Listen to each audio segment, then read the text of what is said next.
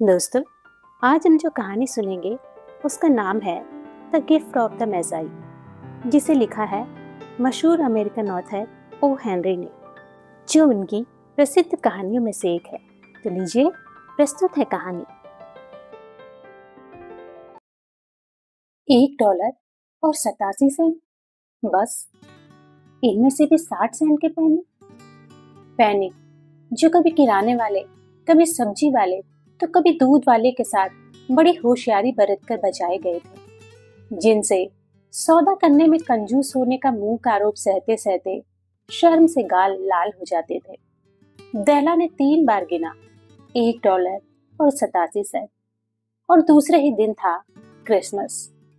ऐसी परिस्थिति में अपने गंदे छोटे से पलंग पर गिरकर सुबकने के अलावा और चारा ही क्या था, तो दैला ने वही किया।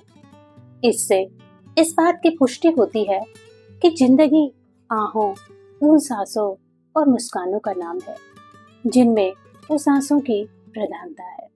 आइए, जब तक यह गृहिणी दुख की एक सीमा से दूसरी सीमा में जा रही है, हम उसके मकान पर एक नजर डाल लें।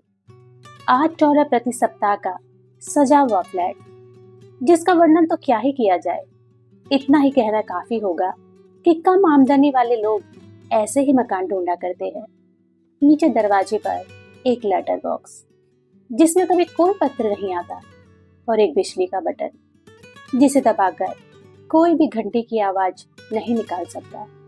उसी के बराबर लगी हुई एक तख्ती पर लिखा है, मिस्टर जेम्स दिलिंगम यंग। दिलिंगम शब्द उस समय जोड़ा गया जब पहले कभी उनके पास समृद्धि हुआ करती थी, और जब उन्हें हर हफ्ते $30 मिला करते थे।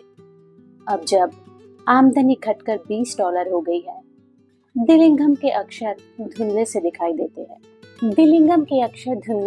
देते हैं, जैसे कि वे अपने प्रथम अक्षर डी में ही सिकुड़कर मिल जाने की आकांक्षा रखते हों। जब कभी भी मिस्टर जेम्स दिलिंगम यंग घर लौटते और ऊपर अपने फ्लैट में पहुंचते, उन्हें जिम नाम से पुकारा जाता, और श्रीमती जेम्स दिलिंगम यंग, जिनसे हम दैला के नाम से परिचित हो चुके हैं, उन्हें आलिंगन में कस लेती। दैला ने रोना बंद किया और पाउडर लगाने का कपड़ा अपने गालों पर फिराने लगी। वह खिड़की के पास खड़ी हो गई और मकान के पिछवाड़े अहाते में घूमती हुई सफेद बिल्ली को यूं ही देखती रही। कल क्रिसमस का दिन है और उसके पास केवल $1 और 87 सेंट है, जिनसे वह जिम के लिए उपहार खरीद सके। कितने महीनों से वह एक एक पैनी करके पैसे बचा रही है, और उसका यह नतीजा, एक हफ्ते में $20 से होता ही क्या है। खर्चा उसके अंदाज से कुछ ज्यादा ही हो गया था। ऐसा हमेशा ही होता आया है। जिम के लिए उपहार खरीदने को केवल $1 87 सेंट। उसका प्यारा जिम, उसके लिए कोई बढ़िया उपहार लाने की योजना बनाने में उसने कितनी सुखद घड़ियां बिता दी थी। कोई बढ़िया, अनूठी और कीमती चीज, कुछ ऐसी जो जिम के पास रहने का सौभाग्य पाने की योग्यता रखती हो। कमरे की 2 खिड़कियों के बीच एक बड़ा सा दर्पण था।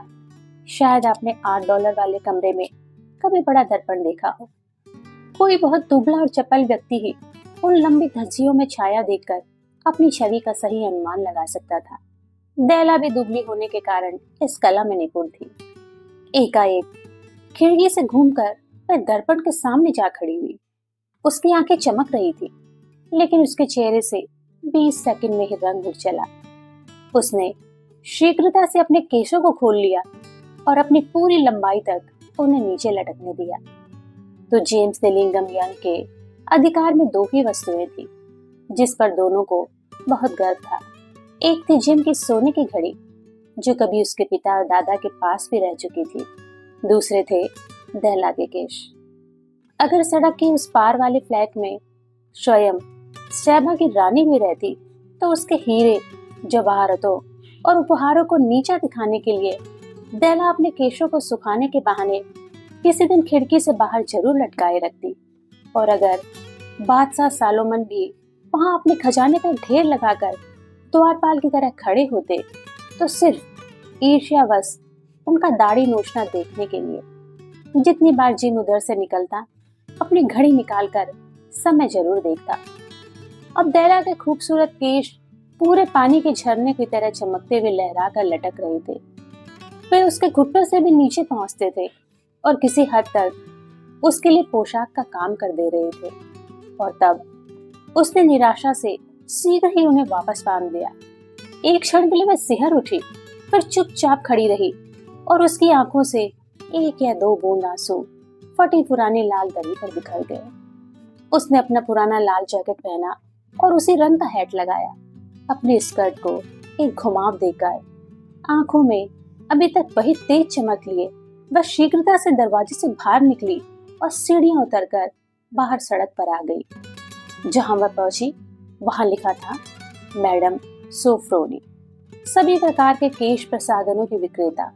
दैला लपक कर एक मंजिल जीना चढ़ गई और हाँफते हुए अपने आप को संभालने लगी। दुकान मालकिन एक बहुत गोरी और मोटी महिला थी। दैला ने पूछा, क्या आप मेरे बाल खरीद सकती हैं? महिला ने कहा, क्यों नहीं, यही तो हमारा धंधा है। जरा अपना हैट हटाकर मुझे अपने बालों पर एक नजर डालने दीजिए। दैला ने हैट हटाया तो भूरे केशों का झरना उमड़ पड़ा। अपने अभ्यस्त हाथों में केश राशि को उठाते हुए महिला बोली, $20। ठीक है, जल्दी कीजिए, दैला बोली। और उसके बाद अगले 2 घंटे तो मानो सुनहरे पंखों पर उड़ गए। इस दरमियान वह जिम के लिए उपहार खोजती हुई दुकान दुकान छान रही थी। आखिरकार उसे एक चीज मिल ही गई, एक ऐसी चीज जो सिर्फ जिम के लिए ही बनी थी और किसी के लिए नहीं। उसके समान और कोई चीज कहीं किसी दुकान में नहीं दिखी थी। वह चीज थी एक साफ और सादी प्लैटिनम की बनी हुई जेबी चेन, जिसकी वास्तविक कीमत बाहरी टीम टाम में न होकर उसके धातु में थी, जैसी कि हर अच्छी चीज की होती है। वह जिम की घड़ी के योग्य थी। उसे देखते ही उसे लगा जैसे वह जिम के लिए थी। वह बिल्कुल जिम के जैसी ही थी, सादी और मूल्यवान। ये दोनों ही गुण उसमें निहित थे। उसके $21 चुकाकर बाकी बचे 87 सेंट लिए वह घर लौट आई। घड़ी के साथ वह चेन होने पर जिम जरूर ही अपने साथियों के बीच समय देखने की उत्कंठा रख सकता था। इतनी शानदार घड़ी के साथ चेन की जगह चमड़े का पट्टा होने के कारण वह अक्सर लोगों से छिपाकर ही समय देख पाता था। घर पहुंचने पर तर्क और विवेक के सामने दैला का नशा जरा सा उतरा। उसने अपने केशों में लगे हुए छल्ले निकाल लिए और गैस का स्टोव जलाकर कुछ काम करने लगी, जिससे उदार प्रेम के आवेश में हुई इस तबाही की पीड़ा कुछ कम हो सके। ये सचमुच एक भयंकर काम है और बड़ा भी। कोई 40 मिनट में ही उसका सिर छोटे छोटे पास पास जुड़े हुए घुंघराले बालों से ढक गया, जिससे वह स्कूल से मुंह चुराने वाले किसी लड़के की तरह दिखने लगी। उसने दर्पण में अपनी प्रतिछाया को बहुत देर तक सावधानी और आलोचनात्मक दृष्टि से देखा। वह अपने आप से बोली, अगर मुझे दोबारा देखे बिना ही कहीं जिम ने मार नहीं डाला तो वह जरूर कहेगा कि मैं कोनी द्वीप की किसी नटनी सी लगती हूँ। उफ, पर मैं क्या करती? $1.87 में मैं कर भी क्या सकती थी? 7 बजे तक कॉफी बन चुकी थी और मांस के टुकड़े तलने के लिए स्टोव पर कढ़ाई गर्म हो चुकी थी। जिम को कभी देरी नहीं होती। दैला अपने हाथ में उस चेन को समेटकर मेज के एक कोने पर दरवाजे के पास बैठ गई, जिसमें होकर जिम रोज अंदर आता था। तभी उसने नीचे सीढ़ियों पर उसकी पदचाप सुनी और एक क्षण के लिए उसके चेहरे का रंग उड़ गया। रोजमर्रा की साधारण बातों के लिए भगवान से प्रार्थना करना उसकी आदत थी और तभी उसके होठों से निकला, भगवान उसे ऐसी मति देना कि वह अब भी मुझे सुंदर समझे। दरवाजा खुला और जिम ने अंदर आकर उसे बंद कर दिया। वह दुबला और गंभीर दिख रहा था। बेचारा अभी सिर्फ 22 वर्ष का ही था। ऊपर से यह गृहस्थी का बोझ। उसे नए ओवरकोट की जरूरत थी और उसके पास दस्ताने भी नहीं थे। दरवाजे के भीतर आकर जिम थम गया, बिल्कुल वैसे ही जैसे बटेर की खुशबू पाकर शिकारी कुत्ता निश्चल हो जाता है। उसकी दृष्टि दैला पर टिकी थी और उसमें एक ऐसी व्यंजना थी जो उससे पढ़ी नहीं जा रही थी और इस कारण वह एकदम से डर गई। वह अभिव्यंजना न क्रोध की थी, न आश्चर्य की, न अस्वीकृति की, न आतंक की। न ही वह ऐसी कोई अनुभूति थी जिसे सहन करने के लिए दैला तैयार हो चुकी थी। अपने चेहरे पर वह विशेष भाव लिए एक दैला की ओर सहज घूरता रहा। दैला छटपटाकर मेज से उतरी और उसके पास गई। रुआंसी होकर कहने लगी, जिम, मेरी तरफ इस तरह मत देखो। मुझे अपने बाल बेच देने पड़े क्योंकि तुम्हें उपहार दिए बिना मैं क्रिसमस काट नहीं सकती थी। बालों का क्या, यह तो घर की खेती है, फिर उगाएंगे। तुम बिल्कुल चिंता मत करो जिम, मेरे बाल बहुत तेजी से बढ़ते हैं। क्रिसमस मुबारक हो जिम, हमें खुश होना चाहिए। तुम्हें पता नहीं मैं तुम्हारे लिए कितनी अच्छी सुंदर भेंट लाई हूँ। क्या तुमने अपने बाल कटवा लिए? जिम ने काफी प्रयत्न करते हुए पूछा, जैसे बहुत विचारने के बाद भी वह उस प्रत्यक्ष सत्य तक ना पहुंच पाया हो। हाँ, कटवाए भी और बेच भी दिए, दैला ने कहा। क्या तुम मुझे पहले की तरह नहीं चाहते? बालों के बिना भी मैं तो वही हूँ, क्यों? जिम ने जिज्ञासा भरी दृष्टि से कमरे में चारों ओर देखा, फिर मूर्खों की तरह बोला, तुम कहती हो तुम्हारे बाल चले गए? दैला बोली, तुम उन्हें मत ढूंढो, उन्हें बेच दिया और चले भी गए। क्रिसमस की शाम है, मुझे माफ कर दो क्योंकि मैंने उन्हें तुम्हारे लिए ही बेचा है। फिर एकाएक गंभीर स्वर में मिठास भरकर वह कहने लगी, शायद मेरे सिल के बाल गिनती के थे, किंतु तुम्हारे प्रति मेरे प्यार का कोई अंदाजा नहीं लगा सकता। क्या मैं तुम्हारे लिए पकौड़ियां बनाऊं जिम? जिम जैसे बेहोशी से जागता हुआ सा लगा। उसने दैला को छाती से लगा लिया। अपने ओवरकोट की जेब से जिम ने एक पैकेट निकाला और उसे मेज पर फेंक दिया। बोला, मुझे गलत मत समझना दैला, दुनिया की कोई भी चीज, चाहे वह बाल काटना हो या कुछ, तुम्हारे प्रति मेरे प्यार को कम नहीं कर सकती। लेकिन अगर तुम इस पैकेट को खोलोगी तो तुम्हें मालूम होगा कि पहले तुम्हें देखकर मैं क्यों स्तब्ध रह गया था। उसके सफेद उंगलियों ने चपलता से उस कागज और डोरी को तोड़ा। पैकेट खुलते ही उसके मुंह से एक उल्लास भरी चीख निकली, किंतु अगले ही क्षण ये क्या हुआ?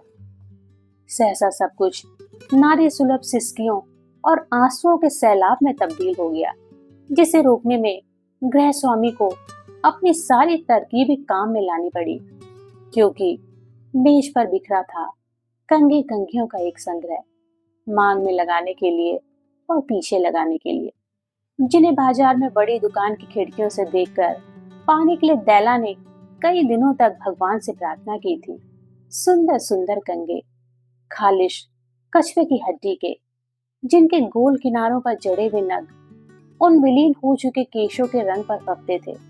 वह जानती थी कि वे बहुत कीमती थे और उसका निराश हृदय केवल उनकी चाहना भर कर सकता था।